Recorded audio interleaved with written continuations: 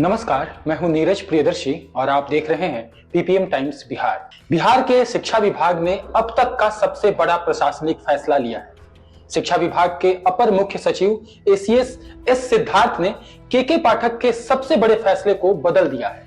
बता दें कि जब से शिक्षा विभाग के नए एसीएस एस सिद्धार्थ बने हैं, वे पूर्व एसीएस के पाठक के कई फैसलों को बदल रहे हैं। उन्होंने इसी कड़ी में शिक्षा विभाग के एक बड़े और अहम फैसले को अब पलट दिया है। दरअसल एस सिद्धार्थ के आदेशानुसार अब सभी जिला शिक्षा पदाधिकारियों यानी डीईओ के वित्तीय अधिकार समाप्त कर दिए गए हैं।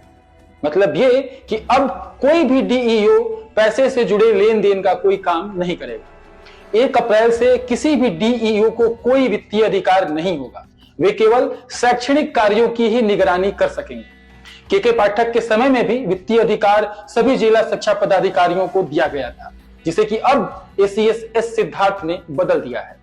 एसीएस एस सिद्धार्थ ने निर्देश दिया है कि 50,000 रुपए तक की राशि अब सीधे स्कूलों के खातों में भेजी जाएगी। स्कूलों के प्रधानाध्यापकों को कार्यों के लिए सीधे विभाग को पत्र भेजना होगा, जबकि सिविल वर्क का काम पूरी तरह निगम के जरिए कराया जाएगा। 31 मार्च से सभी आउटसोर्सिंग व्यवस्थाएं समाप्त हो जाएंगी और आउटसोर्सिंग स्टाफ को हटा दिया जाएगा। शिक्षा विभाग ने डीपीएम यानी जिला कार्यक्रम प्रबंधक और बीपीएम यानी ब्लॉक कार्यक्रम प्रबंधक की सेवाएं भी समाप्त करने का फैसला लिया है।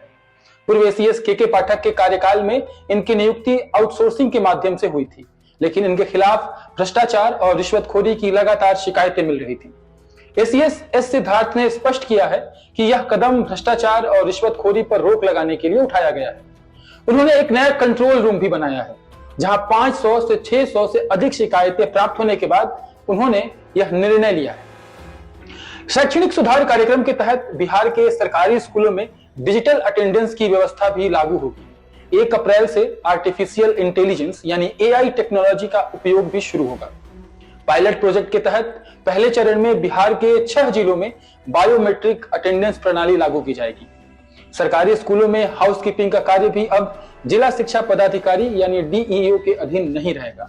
यह काम अब निगम को सौंप दिया गया है, यानी कि जिन जिन जगहों पर नगर निगम है वहां पर वो काम अब निगम करेंगे, जिन जिन जगहों पर नगर परिषद है वहां पर वो काम नगर परिषद करेंगे, और जहां पर पंचायत की व्यवस्था है वहां पर पंचायत ये काम करेगी।